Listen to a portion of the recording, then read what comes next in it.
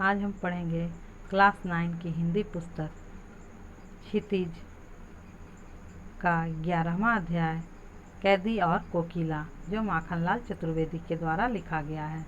तो सबसे पहले हम माखनलाल चतुर्वेदी के बारे में जानेंगे।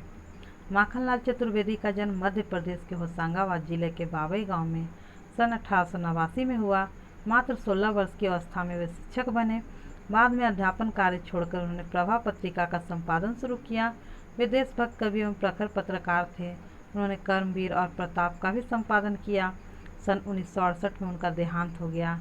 हिम किरीटनी, साहित्य देवता, हिम तरंगिनी, बेनू लौगुंजे धरा उनकी प्रमुख कृतियाँ हैं। उन्हें पद्म भूषण एवं साहित्य अकादमी पुरस्कार से सम्मानित किया गया है। माखनलाल चतुर्वेदी की रचनाएं राष्ट्रीय भावना से युक्त है। उनमें स्वतंत्रता की चेतना के साथ देश के लिए त्याग और बलिदान की भावना मिलती है, इसलिए उन्हें एक भारतीय आत्मा कहा जाता है। इस उपनाम से उन्होंने कविताएं भी लिखी है। वे एक कवि कार्यकर्ता थे और स्वाधीनता आंदोलन के दौरान कई बार जेल गए। उन्होंने भक्ति, प्रेम और प्रकृति संबंधी कविताएं भी लिखी हैं। चतुर्वेदी जी कविता में शिल्प की तुलना में भाव को अधिक महत्व देते हैं। उन्होंने परंपरागत छंदबद्ध रचना के अनुकूल शब्दों का भी प्रयोग किया है।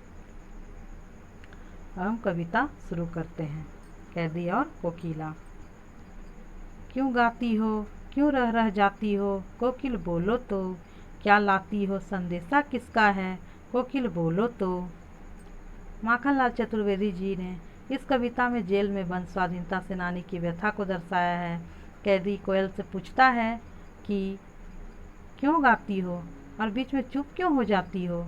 कैदी यह जानना चाहता है कि कोयल किसका संदेश लेकर आई है। ऊंची काली दीवारों के घेरे में, डाकू चोरों बटमारों के डेरे में, जीने को देते नहीं पेट भर खाना, मरने भी देते नहीं तड़प रह जाना। जीवन पर अब दिन रात कड़ा पहरा है, शासन है या तम का प्रभाव गहरा है। हिमकर निराश कर चल रहा रात भी काली, इस समय काली माँ मई जगी क्यों वाली। चतुर्वेदी जी ने जेल के माहौल का बड़ा ही सुंदर वर्णन किया है। जेल डाकू चोरों जैसे खतरनाक अपराधियों का बसेरा होता है। जेल में भरपेट भोजन भी नसीब नहीं होता। वहाँ न जीने दिया जाता है और न ही मरने दिया जाता है। जीवन की हर गतिविधि पर कड़ा पहरा लगा होता है। ऐसा लगता है जैसे शासन नहीं बल्कि अंधेरे का प्रभाव पड़ा हुआ है। रात इतनी बीत चुकी है कि अब चांद भी निराश करके जा चुका है। ऐसे में कभी को आश्चर्य होता है कि कोयल जैसा निरीह प्राणी वहाँ क्या कर रहा है। क्यों हुक पड़ी वेदना बोझ वाली सी, कोकिल बोलो तो, क्या लूटा मृदुल वैभव की रखवाली सी, कोकिल बोलो तो। कवि को लगता है कि कोयल की आवाज़ में एक वेदना सी भी हुक उठ रही है। ऐसा लगता है कि कोयल का संसार लुट गया है। मनुष्य जिस मानसिक स्थिति में होता है उसी तरह आसपास का परिवेश भी उसे लगता है। यदि हम खुश हैं तो सुबह की सूरज की लाली भी हमें सुंदर लगेगी।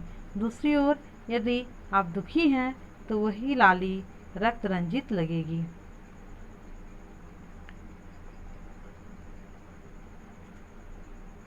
क्यों हुई बावली अर्धरात्रि को चीखी, कोकिल बोलो तो, किस दावानल की ज्वालाएं हैं दिखी, कोकिल बोलो तो। चतुर्वेदी जी को लगता है कि शायद कोयल ने आधी रात में जंगल की आग की भयावहता देख ली है, इसलिए चीख रही है। क्या देख न सकती जंजीरों का गहना, हथकड़ियाँ क्यों यह ब्रिटिश राज का गहना। कोल्हू का चरकचू जीवन की तान, गिट्टी पर अंगुलियों ने लिखे गान। हूँ मोट खींचता लगा पेट पर जुआ, खाली करता हूँ ब्रिटिश अकड़ का कुआं। दिन में करुणा क्यों जगे रुलाने वाली, इसलिए रात में गजब ढा रही आली। माखनलाल चतुर्वेदी जी यहाँ कैदी जीवन का चित्रण कर रहे हैं।